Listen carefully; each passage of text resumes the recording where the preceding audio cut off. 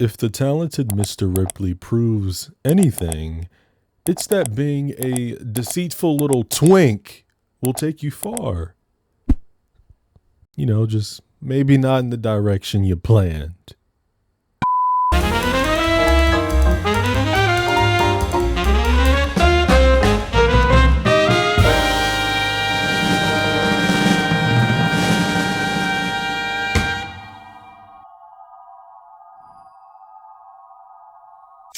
The Talented Mr. Ripley is a psychological thriller film released in 1999 and written directed by Anthony Minghella. The story is based on Patricia Highsmith's 1955 novel of the same name. Patricia also helped Anthony write the screenplay, so you know that baby was well taken care of. It's quite a star-studded cast with faces like Matt Damon, Jude Law, Gwyneth Paltrow, Cate Blanchett, the late great Philip Seymour Hoffman. This is a lot of talent. The film was made 40 years after the first film adaptation from 1960, which was a French film titled Purple Noon, which I have also seen. On a budget of $40 million, the film grossed $128 million worldwide, receiving 5 Academy Award nominations, including Best Adapted Screenplay and Best Supporting Actor for Jude Law. That's a beautiful man. That's a beautiful man.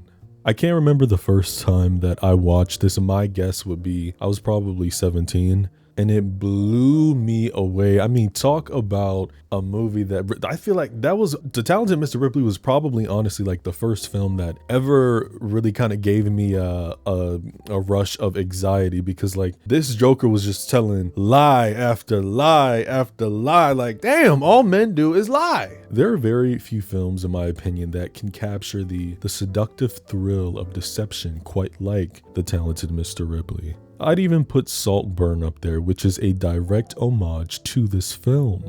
There are scenes that are very familiar if you've seen this one, but with the tale of Ripley, his core story is about reinvention. He's a twink so desperate to belong that he's willing to lie, to scam, to gatekeep, to gaslight, to cheat, and kill his way into a life that he was never meant to have. So is Tom a villain? A victim, or just someone who understands the brutal truth that in a world obsessed with status, it's not about who you are, but who you can convince people you are. Let's take a closer look at The Talented Mr. Ripley. The film opens with this tired ass jump off the bridge music as this overlay of shapes start revealing pieces of our protagonist's face, Tuma Ripley. While I hate that ugly ass whimsical font when it's like flashing all the adjectives before it gets to Talented Mr. Ripley, which is genius, by the way, love that, still hate the font. Speaking of talent, the first talent we ever see from Tom is him playing the piano on this rooftop alongside a woman named Fran, who's singing an operatic ballad. And when it's over, he's swiftly introduced to Herbert and Emily Greenleaf. Herbert recognizes Tom's Princeton coat and states how Tom probably knows his son, Dickie Greenleaf. There's this music cue Class of 56. that plays throughout the film at pivotal moments to kind of signal to the audience that Tuma is about to tell a lie. So Tommy's like, yeah, word, how is Dickie? And when they get off the elevator, Herbert brings up one of Dickie's greatest loves, jazz music. He wanna be me so bad. Like, Dickie's choice of instrument is the sax, one of the smoothest instruments on the planet. But according to Herbert's ear, jazz is just insolent noise. Don't piss me off. Just say you have zero taste in an untrained ear. It's okay. When they're outside and Tom says goodbye to the Greenleafs, the mother Emily is like, aren't they such a cute couple? But actually Tom was filling in for Fran's real boyfriend who injured his wrist. Tom quickly rushes from one job to the next, a working boy, a chameleon, some might say. His second gig is attending men in the bathroom, which, you know, you could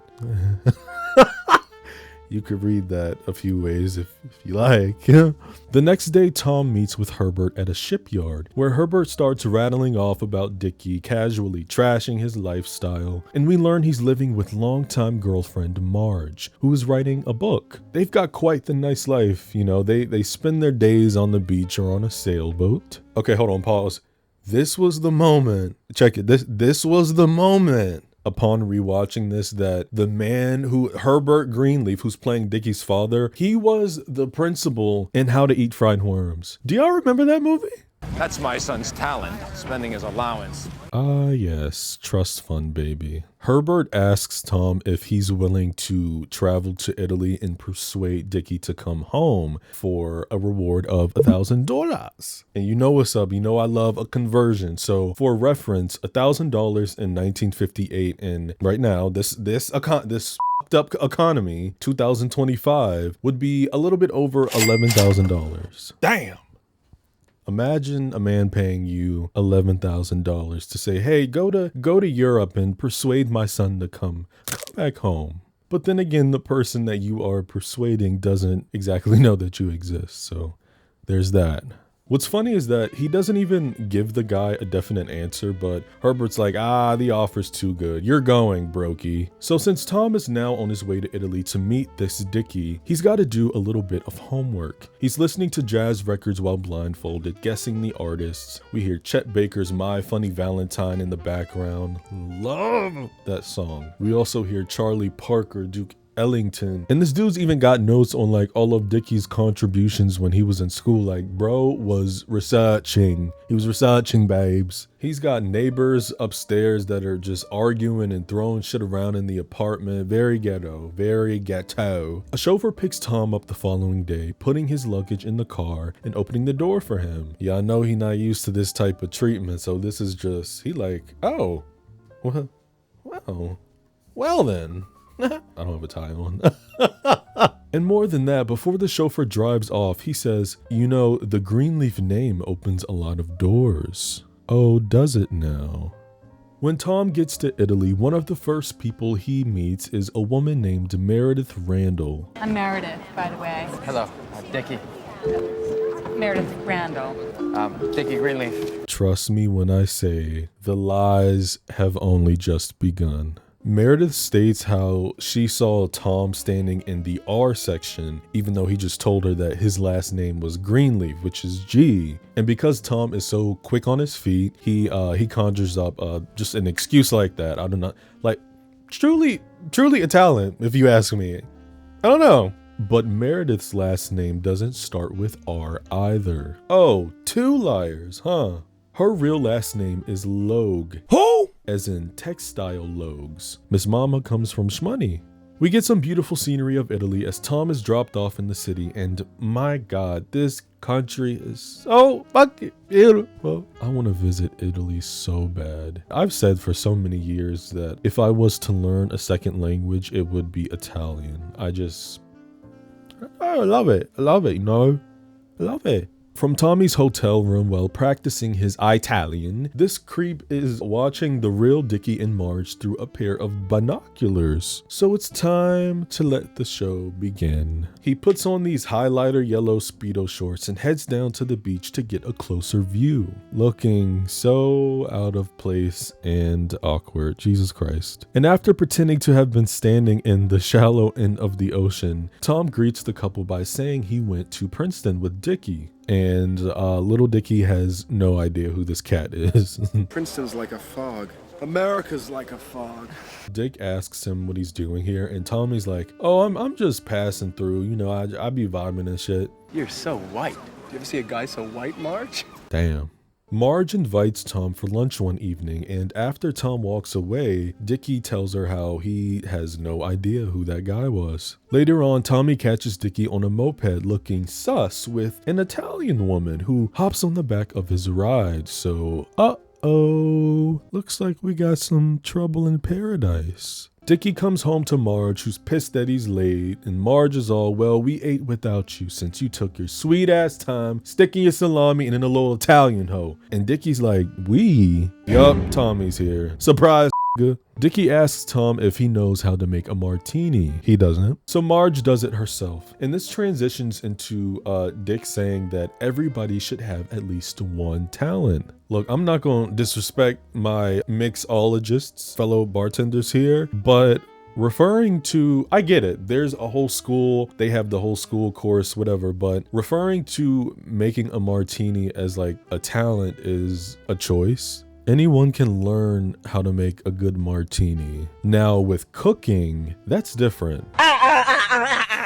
No. And before you come from me, hear me out. Yes, you can also teach somebody how to cook, just how you can teach somebody to make a drink, absolutely. But cooking is far more complex. Cooking is about prepping, it's about cutting, it's timing things just right, it's seasoning. That shit is an art. Say you took two people, you have an average cooker, just, you know, a single adult who cooks for themselves every night, and then you have a professional chef. Randomly pick a house on the street, randomly pick a family's kitchen, just throw them in there, don't tell them anything, tell them to make a full course meal with whatever that they have in the cabinets or in stock in the fridge. Who would have the better meal? The chef. Making something great out of damn near nothing or off the whim with what's thrown at them, that's talent. I'm sorry, that was such a tangent, but that was very weird to me. Like, how are you correlating a talent question with making a martini? I don't know. Dickie says to Tom, everybody should have one talent. What's yours? Forging signatures, telling lies, impersonating practically anybody. Red flag. So Dickie's like, bro, that's 3. Nobody should have more than one talent. What are you even saying to me right now? He tells Tom to do an impression of somebody, anybody, and Tom impersonates his father. Oh yes, jazz. Jazz, let's face it, it's just insolent noise. Okay, that was pretty good. Dickie is getting one hell of a kick out of this too, as Tom starts saying all the lines that Herbert threw at him earlier when he first met him. But when Tom mentions the deal of persuading Dickie to come back home, that smile is wiped away. The boys hit the town and Dickie is all, I'm never going back to America. Spoiled little trust fund baby living off of daddy's allowance. Yawn. I bet his ass ain't going back. Shit, I wouldn't go either if my father was sending me allowance. Dickie briefly introduces his Italian friends, including the side piece to Tommy. But he doesn't mention anybody's name, like he doesn't introduce any of his friends. He only tells his Italian friends Tommy's name.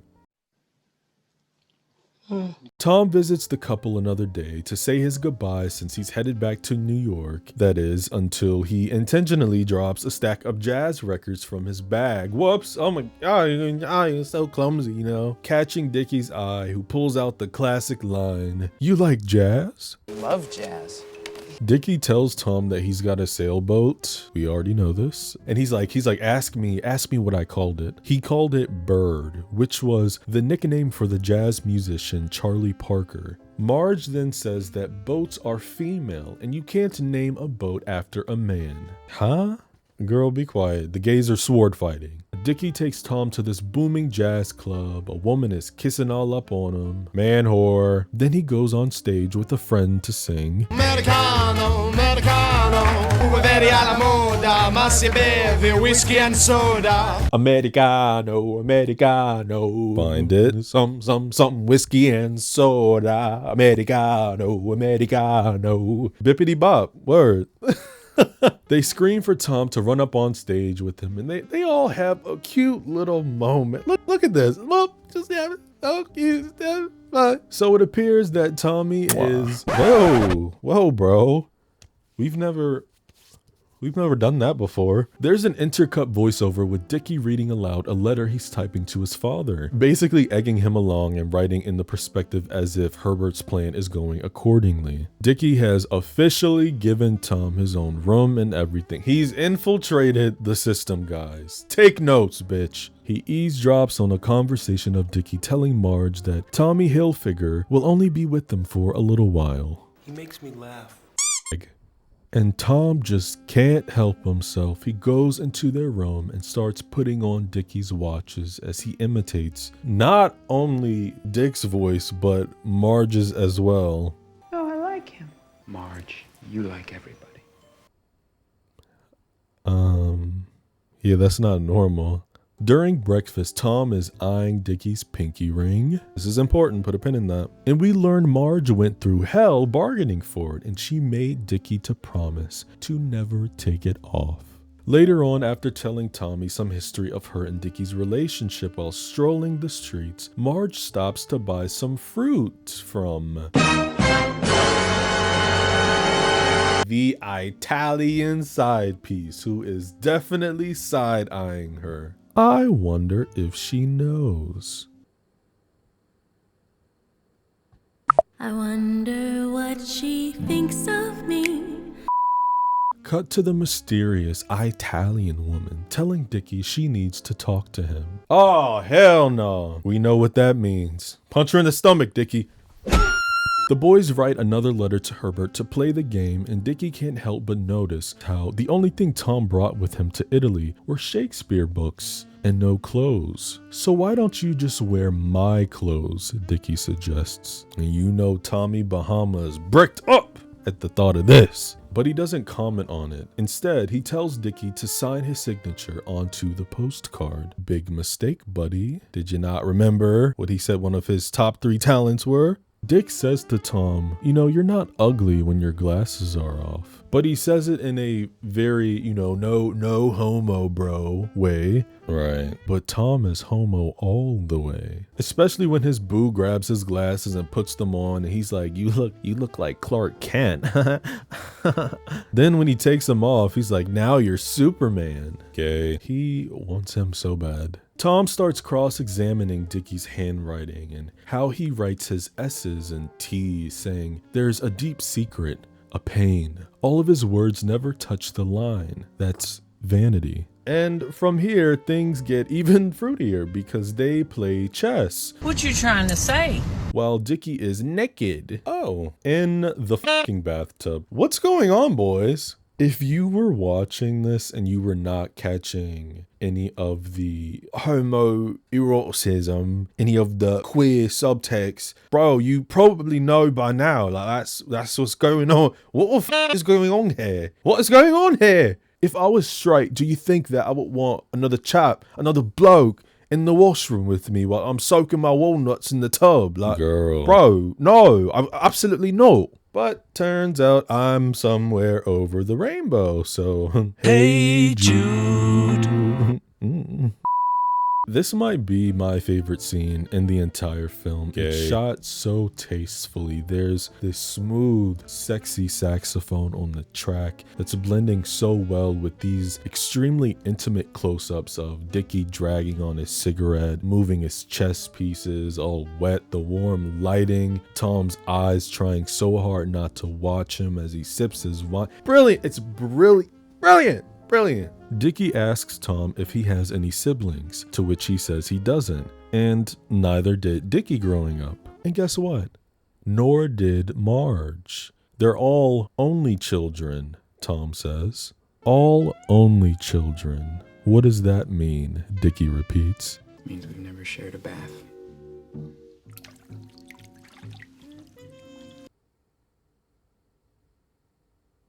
I'm cold. Can I get in? Oh, he's bold. He's bold. I clocked this too. Let me see. What did I write? 7.85 seconds. Dickie stares at him for 7.85 seconds before responding. Before saying with the most swift softness, no. He said no in all lowercase.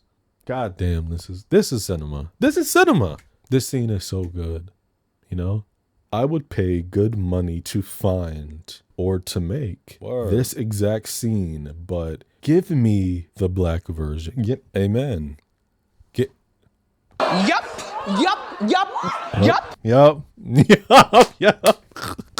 In response to Dickie's rejection from some brotherly bonding in the bathtub, Tom says he didn't mean, can I get in with you? But you did, and that's okay. Because if Dickie said, sure, get in here, buddy, with me, you would have stripped right down, and y'all would have started sword fighting. So let's not. Don't front now. Dick says he's turning into a prune and casually stands up. And yes, we do see Jude Law's flaccid pee-pee for half a second, and we get some booty action. And yes, Tommy is gazing him over in the mirror, and he catches him too. Emerald Fennell was taking notes. She said we need to turn this shit up to 1,000 for Saltburn.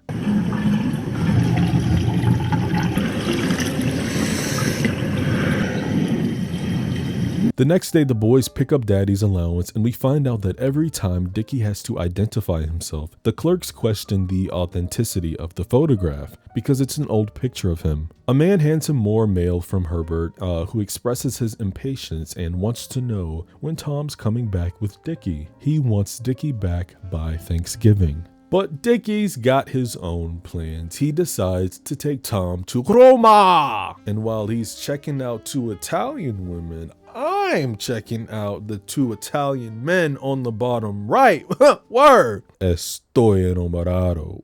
Ooh. Dick brings up his friend Freddie Miles for the first time, who shows up right when summoned, blasting jazz in his little flashy red car. He jump out without opening the door. And to top all of this, his first line in the entire movie is, "Oh God, don't you want to fuck every woman you see just once? Only once? Absolutely once, ciao." yeah, I don't like this guy. Even just the visual cue of Dickie and Fred walking off with their arms around one another as Tom awkwardly grabs his stuff is so fitting. He's always ending up the third wheel wherever he goes. Dickie and Fred are in a booth listening to a record before Dickie steps out and tells Tommy to go be a tourist and take a cab while him and Fred go to a club with his friends that they got invited to. And he'll meet Tom back at the railway station. I've never been in this exact scenario of splitting up with a friend like in public like this, but just this is so real because you know when you're in elementary school or middle school and you're doing a group project and you're the friend that you know like invites another friend that they know better than you and you end up becoming like a third wheel. Like that situation is something that everybody has been in before, and it's very disheartening. Just look at the way that Fred is eyeing him. Tom gives Dick his jacket, and after they say goodbye, he turns right back around, come knocking back on the booth to remind him the train leaves at 8. And Fred is laughing at this little puppy dog. Oh, this is so awkward. This is so awkward. I can't watch this. It's so sad. He plays this so well. Tommy leaves, and I never even noticed this in the few times that I've seen this film, but he passes a gay couple on the street. There's a guy who's playing with his partner's tie as he sits on his lap. And a little fun piece of trivia, this is actually a recreation of the Henri Cartier-Bresson photograph, Naples, Italy, 1960. Tom goes sightseeing by himself, no Dickie beside him to make him smile, and he ends up getting on the train alone. That same night, Tom's in Dickie's room wearing his clothes, singing some tunes, when Dickie walks in on him. Tom runs behind the mirror and he's like, I was playing. I was just playing. I mean, I was playing. And Dickie is not having it. He's like, I wish you would get out of my clothes. The hell? And next out of Tom's mouth is he tells Dickie, he's like, please don't tell Freddie. What? Freddie, what is he? Who cares? But the next day at breakfast, Fredward is like, hey, I want this job of yours, Tommy. I mean, you live in Italy, you stay at Dickie's house, you eat Dickie's food, you wear his clothes, his father picks up the tab. I mean, if you get bored, you let me know. I'll do it. Yeah, it couldn't be me because I would have been like, okay, fatty, I'll let you know. Oh, son, my mouth is reckless. I don't give a fuck. The four of them go swimming in the ocean except for Tom, because in the book, Tom has like this extreme fear for water. That's when Marge comes checking up on him, asking him if he's okay. And she tells him, the thing with Dickie is, it's like the sun's shining on you and it's glorious. And then he forgets you and it's very, very cold. When you have his attention, you feel like you're the only person in the world, and that's why everybody loves him. It's always the same. Whenever someone new comes into his life, he's wonderful. She names off a few guys, and she's like, but of course that's just the boys. So it's kind of assumed that Marge speculates Dickie's flirtatious nature. She know he cheating. She know.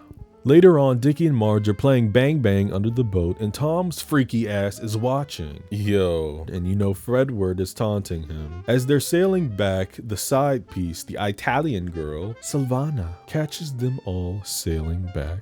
And only what's assumed to be a few hours later, the main three watch a religious ceremony from afar that gets disrupted by a body floating in the water. It's the Italian girl. Miss Keisha. Miss Keisha. Miss Keisha!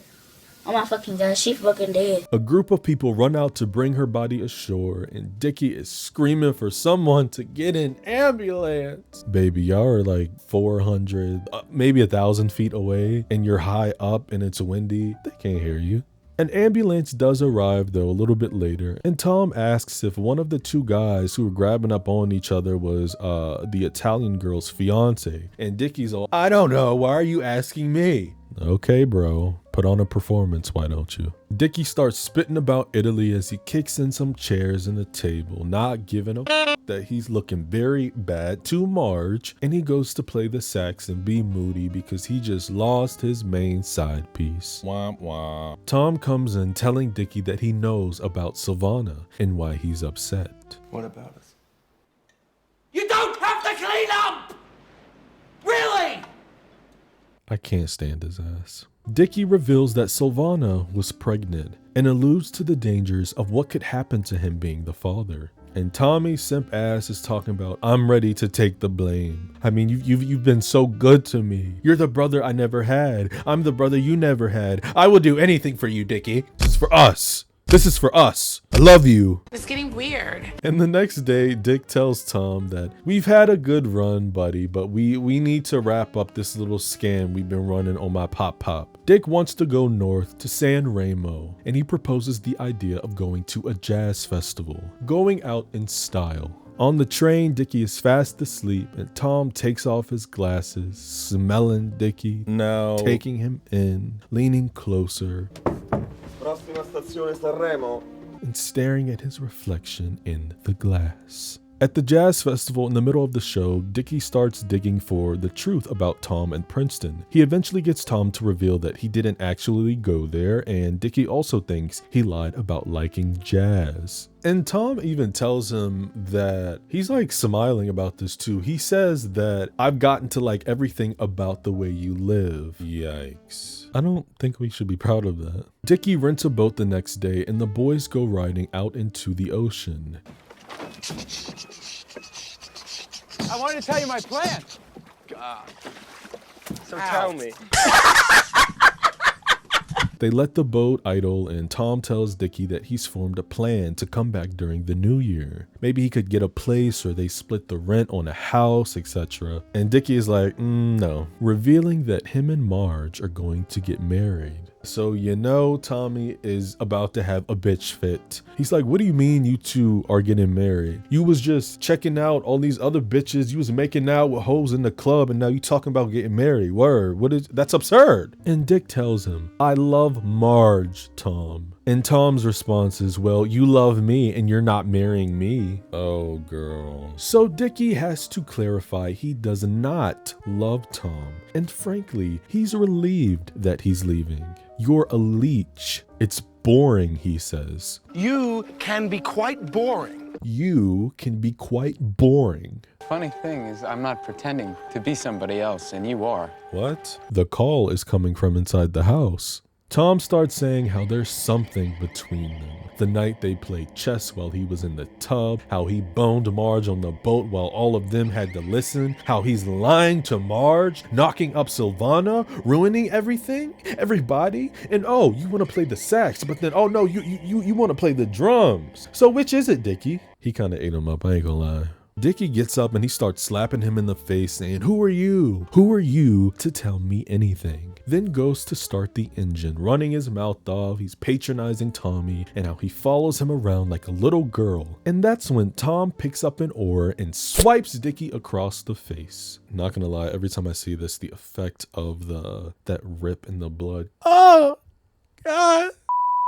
For whatever reason, I just decided not to say what happened in the rest of the scene. I honestly think that I was just like way too into the movie to take notes because it is a very intense scene. But basically what happens, I kind of just jumped to the end after he kills him. Spoiler, Dickie dies. I mean, you probably already know that because you probably already seen the movie. But yeah, after he slices his face open, he's like, oh, we gotta get you to the hospital. And then Dickie jumps up and he's like, ah! And he's like, ah, kill you. Fucking kill you. Ah. Tommy push him back, then he grabs the oar again and he be stabbing him. He's like, stop doing me do this. Don't make me do this. Stop. Stop. Stop. Stop. Stop. And yeah. It's the end of Dickie. So the Dickie dude went to go see the Lord, guys. So yeah, I left that out because I was too busy watching the movie and I was taking notes. Womp womp. It makes me wince every time. Speaking of time, it passes by as the boat floats along the ocean and Tommy cuddles with his dead lover's body. He takes all of Dickie's clothes and personal belongings off, stripping him naked, dumps his body into the water, and leaves the boat floating into the abyss. So now it's on, guys. It's time to assume the position and assume the identity. He types up a fake letter and everything, signing Dickie's name at the bottom. You know, he been practicing. Tom visits Marge, telling her that Dickie decided to stay in Rome longer before handing her the letter that he typed up. A liar. A scammer. A liar. A scammer. Frigid Marge thinks she scared her man off because she was putting pressure on Dickie about getting married, so she's a mess. And we are now in full scam artist Twink mode. He gets a hotel room under Dickie's name, writes out fake postcards and phone messages to Tom Ripley, and does the same playing as Tom, but flipped. While out shopping, Tom runs into Meredith. Dickie! Oh! And she reveals that she heard about Dickie going skiing with the Yankees at Christmas to Cortina, which was a trip that played a conflict in the scene that I decided to leave out. And Meredith also knows about Freddie Miles. She knows Dickie is dating Marge, all that. But Tommy says, I've broken up with Marge. The two decide to go on a date to the opera, and after the show ends, Tom bumps into a boy. Oh, excuse me.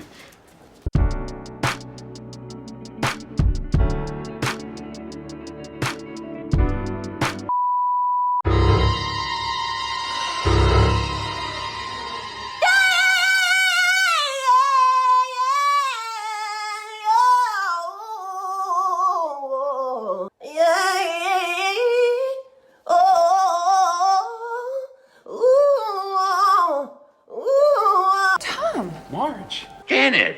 Dr. Scott. Janet! Ah, Rooker. This is Peter. Tom puts his hand behind his back so he can take off Dickie's ring, asking her, what you doing in Rome, girl? What's up? But Marge ain't worried about answering. She clocks him not wearing his glasses. She clocks him saying that he was going to Venice. But oh, here you are in Rome. Get him. Marge, even though, get on my nerves, she's not stupid. She's not stupid. Peter gives Tom his number before he runs off after noticing Meredith. So they also know each other. Guys, it's a small world. Look how sad Marge is. Oh, yawn. Been around the world and I can't find my baby. Tom flees the theater with Meredith, not wanting to get chopped and screwed. And when he drops Meredith off, she asks him to meet her tomorrow for a proper goodbye, because you should always save pain for daylight. Disagree. The moon represents emotion, and the atmosphere is nothing but fitting. Plus, if you're in romantic pain at night, take your ass to bed, roll up, have a glass of wine. As Meredith waits for Tom to arrive the next day, guess who shows up to the cafe? Yup, Peter and Marge. Look. Meredith greets him, smooches, all that, and Peter says, Meredith, this is Marge Sherwood. Woo! Tommy, Tommy. All right, y'all, it's getting messy. So Peter is like, didn't I see you at the opera last night? Like he tried to run after her, but he couldn't catch her. And Meredith is having brain fog because she can't believe that the woman sitting right in front of her is Dickie's ex. Meredith is like, are you guys waiting for Dickie? So Marge snatches those glasses off and she's like, Dickie, what you know about Dickie? And Meredith's like, word, I was at the function with him last night. Oh, I can't take this. Oh, this is too much. This is too much. Marge is like, fuck, it's a Sunday. I knew it. I told you, Peter. I knew it. And props to Meredith because she tells Marge, woman to woman, I think you'll find that he's on his way home to you. Then tells both Peter and Marge that she was supposed to meet Dickie 15 minutes ago. And they ask Meredith if she knows about Tuma Ripley, but she's heard of him. That's about it. But shit's getting awkward, so it's time to drop a deuce. Meredith lets Marge know that nothing is going on between her and Dickie, and nothing should stop her or prevent her from marrying him. Goodbye. I'm happy to put a face to a name. Goodbye, Peter. Please don't get up. Oh. Oh, she's hurt. Tommy upgrades, getting himself a different place. He settles in, plays the piano for a little bit, and one evening, there's a knock on the door. Who could it be this time? Creepy Freddy.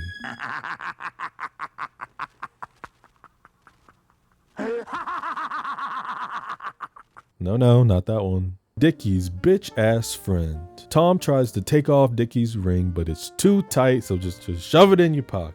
And when Fred enters, one of the first thing he notices is Tommy's outfit. And also, the front woman downstairs said Dickie was up in this apartment, so what's going on? Fred starts playing with the piano, asking if the apartment came furnished because, Tommy, your place is looking very bourgeois. He just called Tommy's apartment middle class. Oh. In fact, the only thing that looks like Dickie is you. He throws more insults at Tom before leaving, but Fred catches the front desk woman who reiterates that it's Senor Dickie in the apartment. And to cap it off, she catches Tom peeking downstairs saying, "Ciao, Dickie!" So Fredward runs back upstairs calling for Tommy and BAM! He whacks his ass with the Marblehead statue. The marble piece that Tom struck Freddy in the head with was a mold of Roman Emperor Hadrian, who notably had a much younger gay lover named Antonius, who sadly drowned in Egypt. I thought that was quite interesting. Tom drags his body downstairs, pretending that Fredward is shit-faced drunk when a couple sees him. Then he rides off in the red convertible and disposes the body. Not long after this, Italian detectives come questioning Tommy on what time Freddy left and how he was acting, etc. So now, Mr. Ripley has to stay in Rome while this is being investigated. Tommy's spiral it starts getting pretty bad here. You know, how many lies can one twink tell? There's a scene where he's riding around on a moped and catches glimpses of Dickie in the reflection of mirrors, causing him to crash. Marge catches Tommy in town, asking him if Dickie killed Freddy, and in response, Tom tells Marge to hop on the moped so he can take her to see him. But he rides past his building, blaming the police, and Tom tells Marge the police don't know that he's in the room, and he doesn't want to incriminate Dickie. He's suggesting that she can go talk to them, but make sure you don't talk to the police about my face. Because if the Popo know that Dickie hit Tom, well, at least that's what he told Marge happened to his face. Then they will now speculate that Dickie was the one that hit Freddy and potentially took his life. So he flees. But it appears he just makes a full circle and goes back to his building. Tom's bombarded by photographers, and when Inspector Rov asks what happened to his face, he says that he fell on the ground being chased by photographers. He's a pretty damn good liar. I respect it. The feds ask him the last time he saw Tuma Ripley, but Tom is really playing up this distressed, forgetful card here. But here's the joint, right? Inspector Rov tells Tom, "Riddle me this. 2 days ago, Freddie Miles is dead. He leaves Dickie's apartment and then he's murdered. Yesterday, a little boat is found in San Remo full of rocks, and the owner tells the police it was stolen on November 7th. They look at the hotel records and they see that Dickie Greenleaf is staying in San Remo. And what do you know? The boatman remembers 2 Americans taking a boat. Oh, but Tommy, he ain't giving up. He's like, that's not a pattern. That's a coincidence. Right. He says there are 50 hotels in San Remo. There were probably 100 people renting a boat that day. 31 people. Oh, but no. I'm sorry. He got you. A different Fed tells Tom that Marge is downstairs trying to see him, but he's like, no, I don't want to see that hoe. So Inspector Rob is confusion, because why are you okay with seeing your friend, but you're not okay seeing your fiance? Right. And Tommy Tom says that Thomas Ripley has been handling business for him, and nor does Mr. Ripley want to marry me and ask me every single day if I'll marry him. Inspector Rob then asks him if he keeps a photograph of this Senor Ripley, to which Tommy replies, I'm not in the habit of carrying around photographs of my male friends. Right. Inspector Rob gets ready to leave, but before he does, he tells Tommy that he has a witness who thinks that they saw 2 men getting into Mr. Miles's car, and he wants to identify Tommy in a lineup the following day. And while this is happening, Marge is on her way up them steps. Oh! Marge knocks on the door and she starts giving off this little monologue that I was laughing at. I'm sorry, I can't take her seriously. She's like, God damn you, Dickie. If you don't want to be with me, just say it. If you don't love me anymore, just say it. Ooh, girl. Another day, Thomas writes himself a letter as Dickie, and it's quite gay. It's pretty much a farewell letter. He also scratches out the picture in the passport to distort the identity as he packs what little that he's got. After a boat ride to Venice, Tommy meets with Peter, who tells Tom, I'm delighted, contrary to rumour, that you're still in one piece. What rumor? Oh, you know, that Dickie murdered you and is travelling under your passport.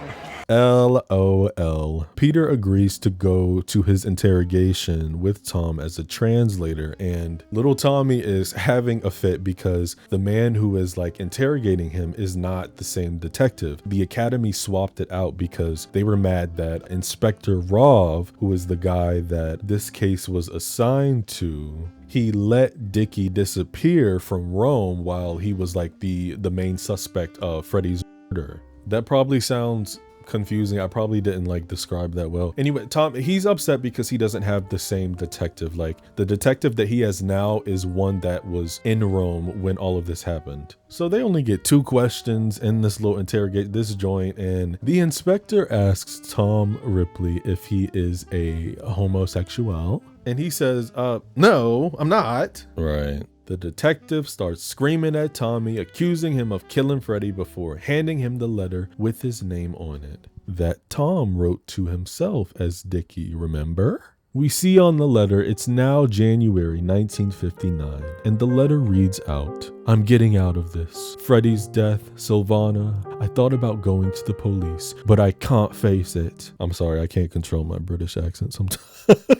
I can't face anything anymore. I wish I could give you the life I took for granted. You've always understood what's at the heart of me, Tom, and Marge never could. I suppose that's why I'm writing this to you. The brother I never had, the only true friend I ever had. All kinds of ways, you're so much more. Blah, blah, blah, blah. This twink is crazy. You're actually mentally ill. Understand me. You are going to jail.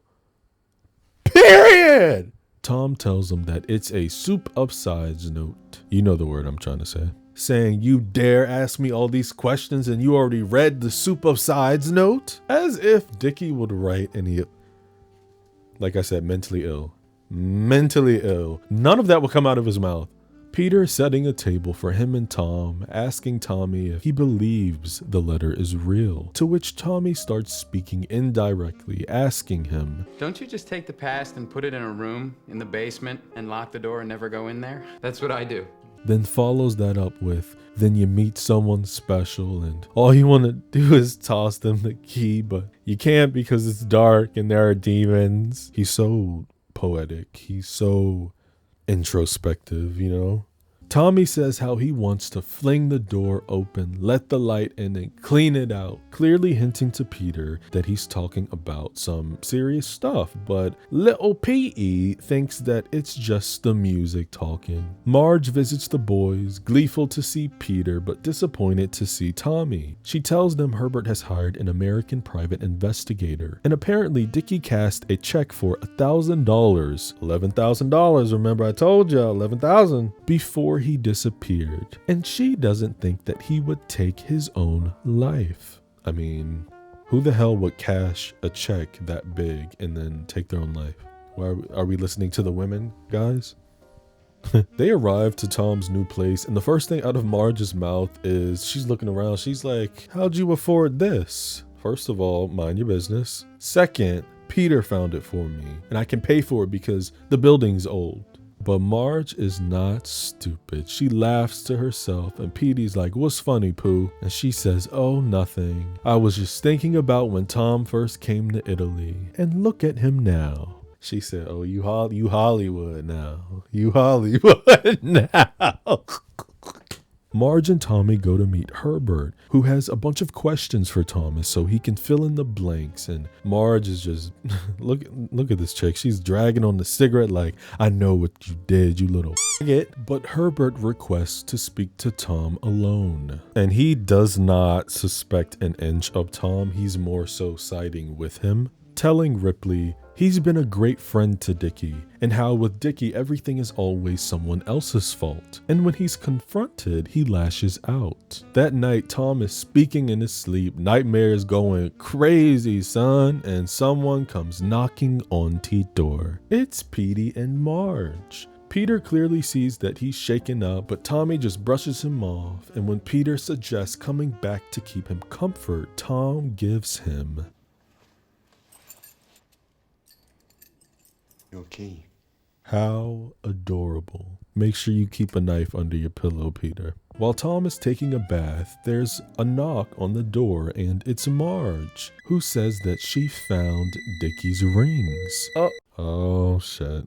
Dickie promised Marge he would never take them off. Homegirl is crying, hysterical. Tom drops his towel, telling Marge to pour them a drink before going back into the bathroom to look for a weapon to finally silence this woman. But Miss Mama ain't pouring the drink. Tom comes out with the robe on, one hand in the pocket looking crazy, and he starts bringing up all the women Dickie was involved with as he inches closer and closer.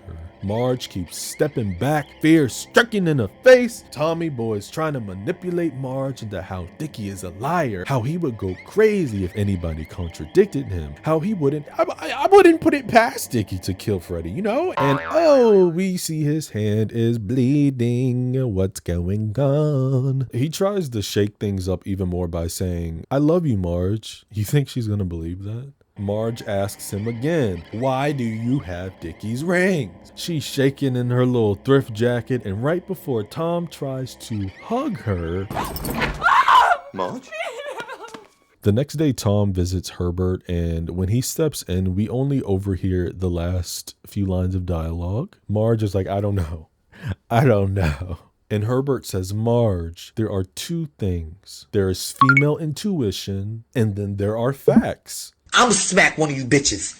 I'm telling y'all, go ahead with y'all bullshit. Oh, he needs a pop in the mouth. He asks Tom to stay in the room as him and Marge go for a walk. Tommy's yapping off about nothing out on the deck to Herbert's private investigator, but the investigator telling him straight up, look, Slim, I don't care for the bullshit. I don't care to hear it. I don't care to speak it. I like him. And he reveals to Tom that at Princeton, Dickie Greenleaf half killed a boy. What do you mean by that? At a party over a girl. Dickie was like kicking this joker in the head, and the poor guy had to get a wire on his jaw. He lost some of his hearing, and Herbert said, get your ass to Europe now. The Rome police didn't think to ask Herbert, nor did they think to check on whether a Thomas Ripley had ever been a student at Princeton University. But oh, you bet your daddy's sweet melon ass that the investigator pulled up a Thomas Ripley. Yeah. Who had been a piano tuner in the music department. He continues on saying, because as you see, in America, we are taught to check a fact before it becomes a fact. And we're taught to nose around. When a girl drowned herself, find out if that girl is pregnant. Find out if Dickie had an embarrassment there. He tells Tommy Mr. Greenleaf appreciates his loyalty. Marge has 100 theories and there are a few things that she doesn't know. And they hope she never does. 3 witnesses said that they saw Dickie get into Freddy's car, and one of them won't testify because at the time he was jumping somebody else's wife. He was out with the sneaky link. He said he saw Dickie removing the license plates from the red skirt. So, The detective then brings out license plates that belong to Freddy's car and reveals Herbert told him to lose the plates in the canal this afternoon. Herbert believes that there was a silent promise in Dickie's letter to Tom, which he intends to honor. He also intends to transfer a portion of Dickie's income from his trust into Tom Ripley's name. However, he does not intend to give the Italians any information about Dickie's past, and he's rather hoping that Tuma will feel the same. Oh, babe, he got away. He got away with murder, guys. Herbert and Marge load up to leave, and Tom thanks Herbert with a professional goodbye. And when Tom tries softly talking Marge, she asks him what he's gonna do while he's in Europe. He says that Peter's asked him to come along and help him with his work. And Marge is like, child, please. I know it was you. I know it was you. Marge. I know it was you. Marge.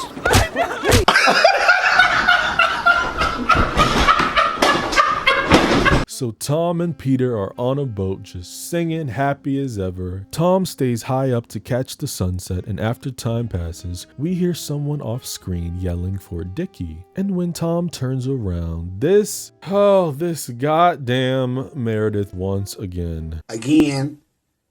A fucking again. Are you the female Tuma Ripley? Cause like you're stalking him at this point. Why everywhere I go, I see the same hoe. She's like, look at you and your clothes. I wouldn't have recognized you in this hand-me-down stuff. Then tells Tom that she thought about him so much, and he's like, yeah, me too, girl. Then she asks where he's been hiding, and he tells her police custody, and that this ferry trip was an offering. She reveals that the whole world thinks that he killed Freddy. Dickie killed Freddy. Isn't that awful? And Tom's like, yeah, how about we talk about it later? And gives her a little smoochy smooch. Here we go. Dickie, you with Peter Smith Kingsley? I bet you are. My aunt thought she saw him. No! No! Why? Does it end? Does it ever end? Tom says he hasn't seen Peter in months. He's on this trip alone. So he goes back to his room where Peter is studying some music, and he tells him he wants both of them to stay in their room for the rest of the trip. But Peter doesn't respond to this. Instead, he says, Was that Meredith? Meredith Logue, you were kissing someone that looked like Meredith. Oh, it's bad. Oh, it's bad. It's bad. Tom takes out the string from a robe and plays with it around his neck, saying he had to lie to Meredith. I mean, she said she thought she saw you. Well, why would you lie? Peter says. Dickie and Peter together, that's just too good gossip. Who? You're in the shit house now, buddy. Peter is like, babes, I'm completely lost right now. But who's actually lost is Tommy Bahama. I'm gonna be stuck in the basement, aren't I? Terrible and alone and dark, he says. All the lying about who he is, where he is, and now no one will ever find him. Peter is confusion. He's like, what do you mean, Cupcake? Sit down. Sit down on my lap, stinker butt. Let's talk about it. Like, bro, please put 2 and 2 together. Like, it's not hard. Like, you are so stupid. Is Marge the only smart bitch in this movie? Tom starts speaking out loud, saying he's always thought it would be better to be a fake somebody than a real nobody. Poetry.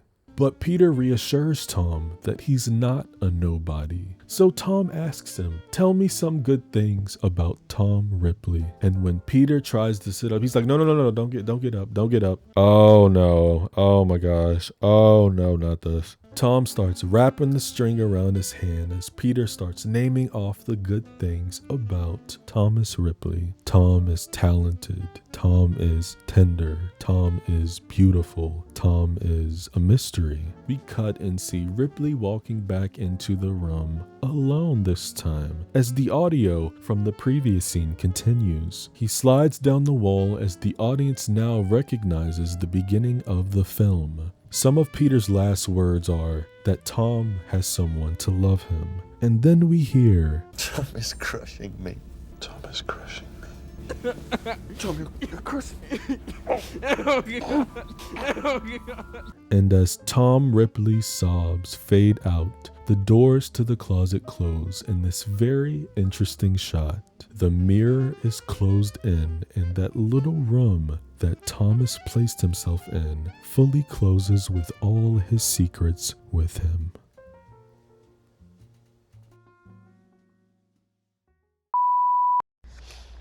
Give me a second.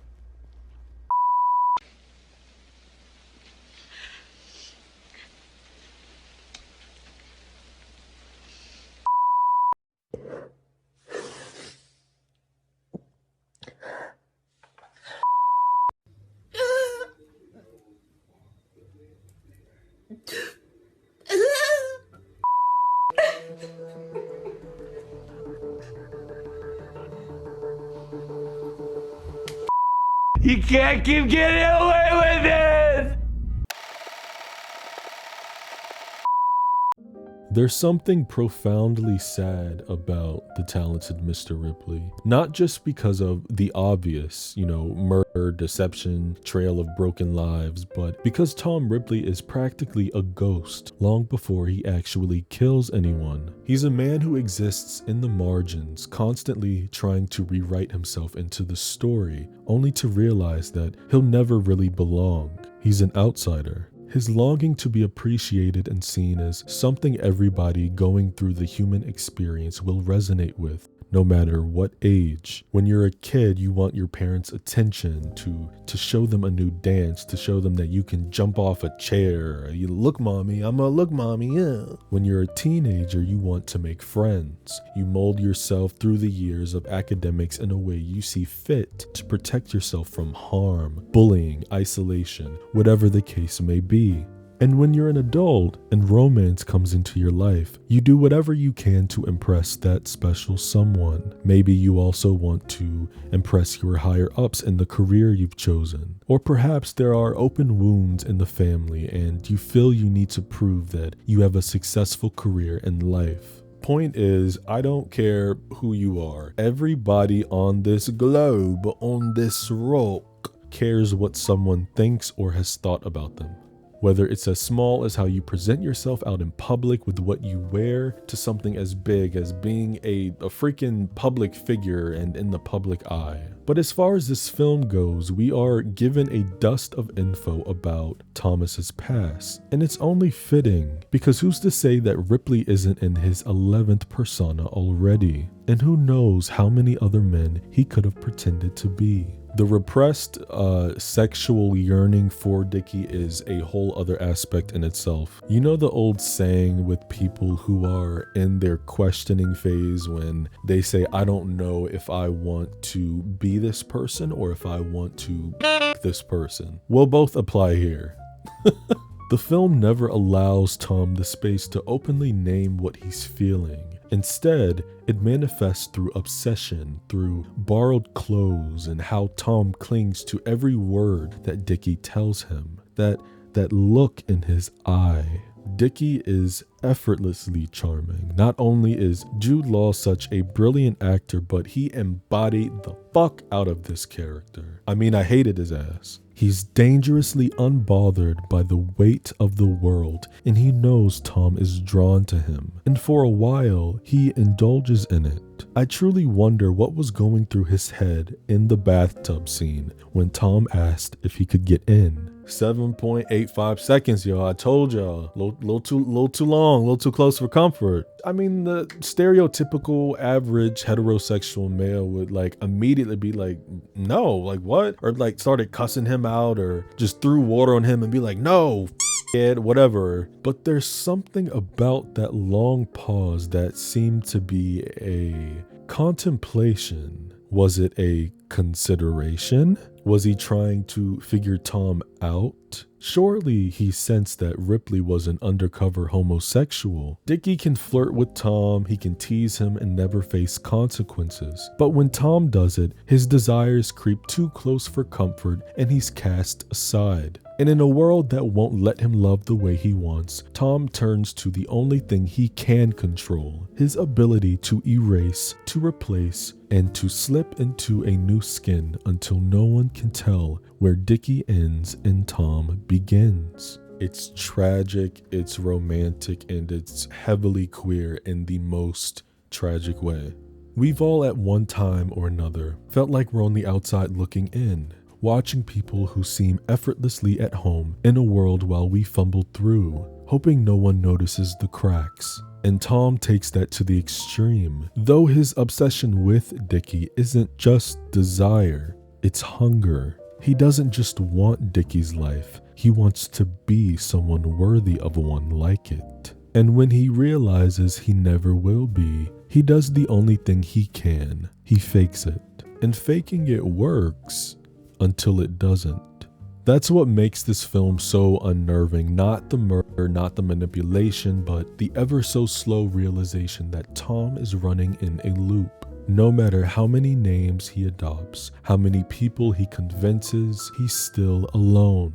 His final scene, pondering in a room with only his reflection, is more brutal than any of his crimes, because in the end, it's not just that he killed people, it's that no matter how hard he tried, no matter how far he ran, Tom Ripley could never kill the one thing he hated most, himself.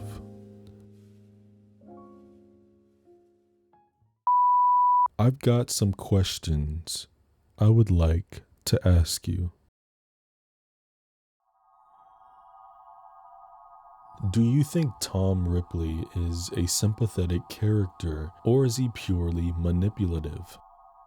Do you see Tom as someone who wants to be Dickie, or someone who just wants what Dickie has? And what do you think about the way the movie ends? Did Tom deserve to get away with everything, or was it a fitting punishment? I would love to read your comments down below. If you're new here, give your homeboy a like. It helps me out a lot. Consider checking out some of my other content. Subscribe if you're new. And until next time, take care of your mind, take care of your body, and take care of your spirit.